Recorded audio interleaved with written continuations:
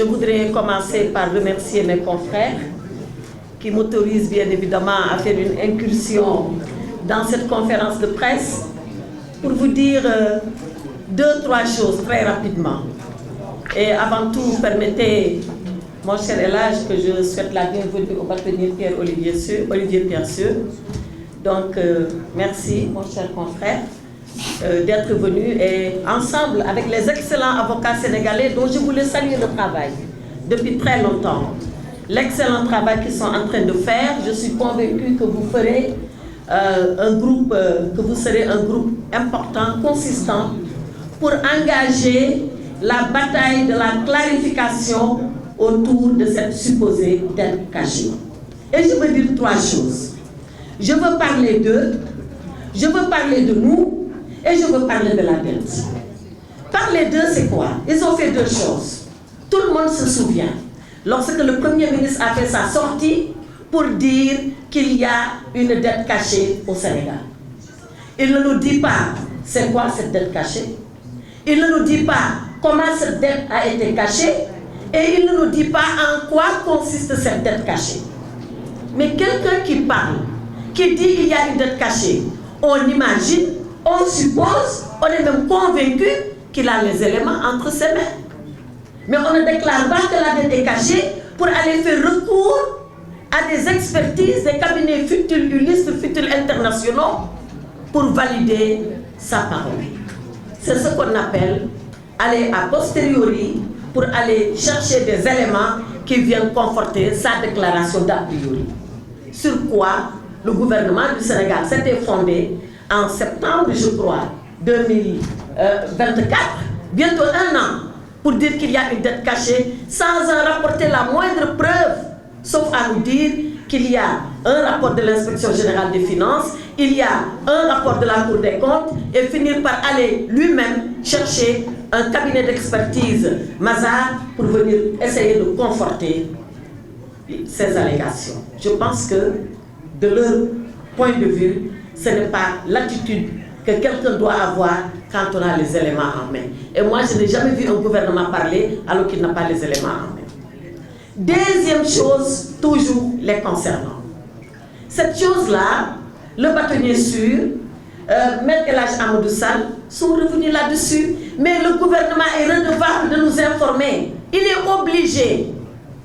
Ils ont cité la Constitution, ils ont cité les lois organiques, mais il y a une dernière loi, 26 août 2025, il y a quelques semaines, où l'Assemblée nationale dit que la personne qui est redevable de l'information est obligée de mettre cette information à la disposition de celui qui la demande.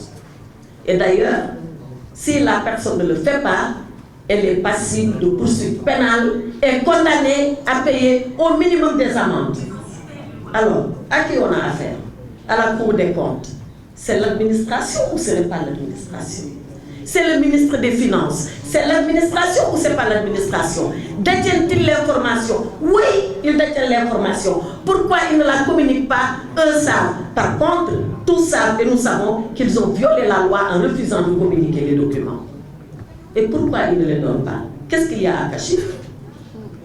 Qu'est-ce qu'il y a à cacher? Voilà pourquoi le bâtonnier sûr dit on a quitté une affaire de dette cachée pour tomber dans une affaire de documents cachés et cachés délibérément par l'État du Sénégal. Le rapport du cabinet Mazars. Il a fallu que les avocats introduisent le courrier pour qu'on le distille de façon très pernicieuse dans la presse. Chaque matin, vous vous levez, vous lisez un bout qui ne dit rien, qui n'explique pas grand-chose. Nous, on veut la conclusion, on ne veut pas des bouts de rapport. Donc voilà les deux choses que je voulais dire sur eux. C'est de faire l'annonce sans en détenir les preuves et d'aller les chercher après. C'est de détenir l'information et de refuser de la communiquer. Et maintenant, je viens à nous. Nous, qu'avons-nous fait? Quand je dis nous, c'est le président Macky Sall. Mais quand même, on doit ici saluer sa posture et son courage. Vous pensez qu'il est agréable pour un ancien président de la République d'avoir en face de lui une administration dont il a été un des grands chefs et de lui dire je sollicite des documents et que l'administration refuse et qu'il soit obligé de faire recours à des avocats. Je n'ai jamais vu un exemple du genre dans le monde entier.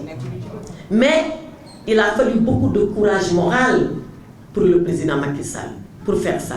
Mais il n'a pas fallu que le courage, il a fallu que lui, face à sa vérité, dise, quel que soit Alpha, je ferai éclater la vérité.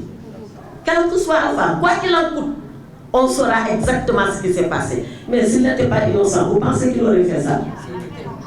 S'il avait quelque chose à se reprocher, la plus petite chose soit-elle, vous pensez qu'il allait pousser comme ça, commettre des avocats et leur dire allez-y, je veux que la vérité éclate. D'ailleurs, pas pour moi seulement Macky Sall, mais pour tout son régime, parce que nous étions avec lui. Pour tout son régime. Maintenant, l'autre chose, toujours parlant de nous, c'est dans cette affaire de considérer que c'est un devoir pour nous d'aller jusqu'au bout. Le président Macky Sall a fait l'honneur à ses avocats de sa confiance. Ils vont aller jusqu'au bout. On a écrit une première lettre. Ils n'ont pas répondu. Ils ont fait l'autruche. Vous savez l'autruche, quand elle ne veut rien voir, elle met sa tête dans le sac. Et elle reste là, coincée. Ils font comme s'ils n'avaient rien vu. On va réécrire. Peut-être, certainement, ils ne verront rien encore. Et on va continuer sur d'autres formes que vous verrez. Mais on ne lâchera pas. On ne lâchera pas parce qu'il est facile d'accuser les gens.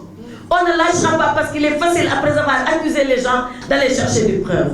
On ne lâchera pas parce que nous sommes dans le vrai et nous considérons que nous sommes dans le vrai.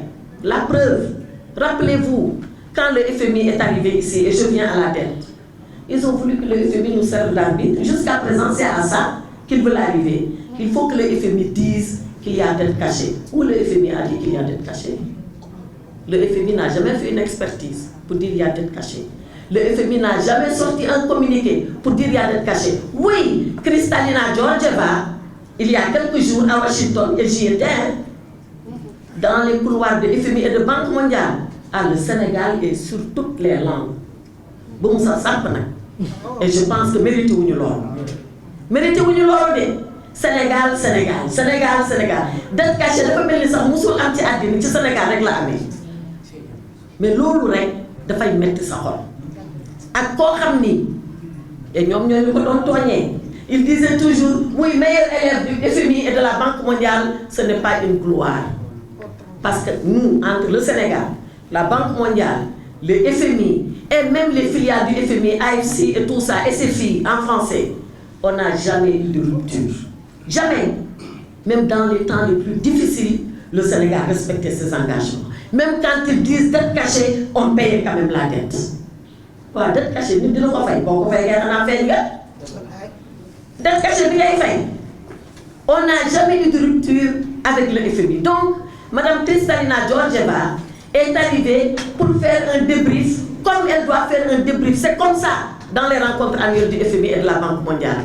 Et un journaliste lui a posé la question. Peut-être que si vous posez ça, mon doigt ci loolu parce que ñoom li leen soxal tey mooy naka la ñuy def ba signer programme ak Sénégal te Sénégal loolu ko war a soxal pour ñu génn ci lii.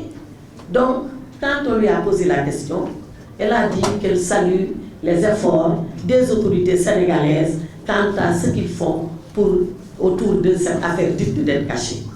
Voilà ce qu'elle a répondu. Un expert FMI pour confirmer dette cachée. Il faut savoir lire. Si on ne peut pas lire maintenant, ça c'est notre débat. On sort de ce débat-là. Donc, cette histoire de dette cachée, nous avons dit que nous sommes dit que nous sommes donc, nous sommes dit que nous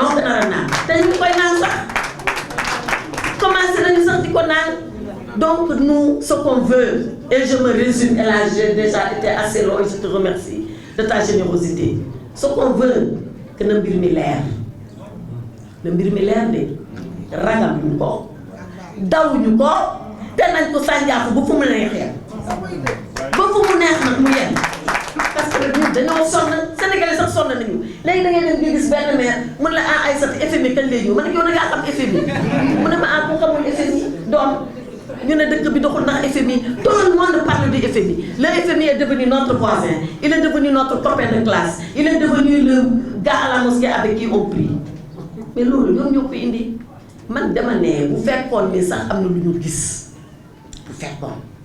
bu fekkoon ni sax am na ñun lu ñu def ñoom li leen waroon ci gouvernement bu tey bu responsable mooy ne ah lii de am na FMI nañu waxtaan bu ñu waxtaanee ba pare ba wut solution soo ko génn nag di mbel naan Macky Sall fi def li wala moo fi def li wala moo fi def laa mais dara tëll rek ñu ne damm na commencé yuuxu léegi nag dette cachée bi saf na si ñoom sàpp te safagul nag dina saf bu mu gën a saf lii en tout cas ñun li ñu bëgg mooy que ça soit clair que cette histoire de dette cachée là qu'on la règle et qu'on se dise que Macky Sall n'a rien à voir avec une dette cachée, on ne la rembourse pas. Et maintenant, si on n'est pas d'accord sur la dette, mais c'est un débat qu'on peut engager. C'est un débat qu'on peut engager entre Sénégalais tranquillement parce que le monde n'est pas bon. En tout cas, ce sont ces trois choses-là que je voulais dire. Wax ko si ñoom li ñu def ba indi jéeg bi yëpp wax ko si ñun lu ñu war a def ba jéeg bi yëpp ñu leeral ko ba mu leer nañ ba Sénégalais yi xam. wax nag ci dette bi di expliquer ni amul benn dette cachée ay waxu politique la woon moo tax politique dafa am fu mu war a yem ak loo dem ak moom boo ñëwee ba mbiru état dangay taxaw nga xam ne léegi réew mii la du par parlo politique maa ngi leen di sant leen